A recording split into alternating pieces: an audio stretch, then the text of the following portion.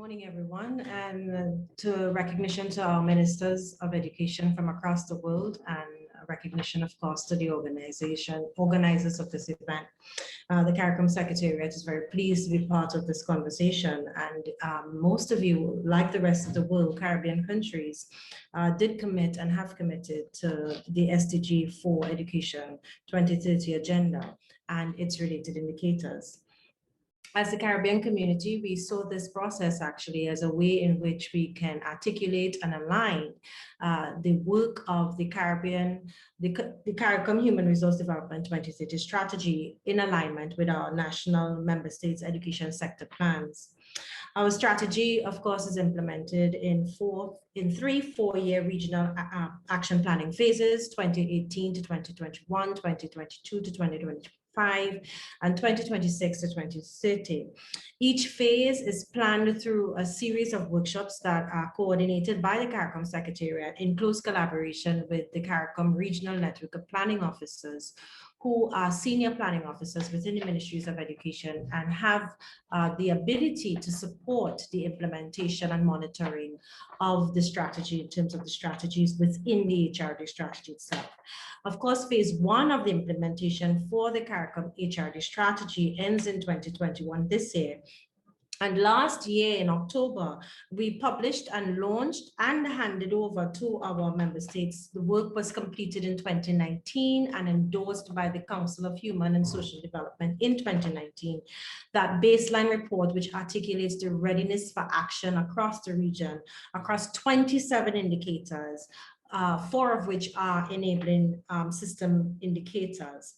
And of course, these indicators have addressed data collection across access and participation, quality, equity, and relevance across the 3 sectors for the HRD strategy, which is basic education, skills for lifelong learning, and tertiary education. So we selected 27 indicators to monitor in phase 1. And the report has articulated 2 member states at the level of the individual member state where they are in relation to progress against those indicators, but also has allowed us to be able to establish regional baselines and targets to be monitored over the next period of time. So of course, the results of that report in terms of the targets that we have set across those 27 indicators, which includes the 7 global indicators that Sylvia just highlighted, will be used for us to establish targets for 2025 and of course for 2030. We held recently a joint workshop with the UIS and the GEM report in collaboration with the Regional Network of Planning Officers on the 25th of June. And we want to take this opportunity right now to express our appreciation to the UIS and the GEM report for the resources which have been put at the disposal of our member states to help them with their national benchmarking process.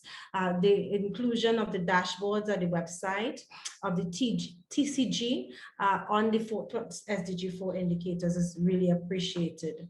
This year, as the work continues and understanding that the work that we do at a regional level and the selection of our benchmarks across the regional level will be determined by our COSOT. These would reflect the common concerns and issues for the region as we go forward to ensure that we go forward together. And of course, as we continue the work of monitoring those benchmarks and establishing other benchmarks for new sets of indicators for phase 2 and phase 3 of the process, we want to also take this opportunity to express our appreciation to the Caribbean Development Bank, who has been working very closely with the CARICOM Secretariat and the Regional Network of Planning Officers in establishing those regional benchmarks for the region. So thank you, everyone.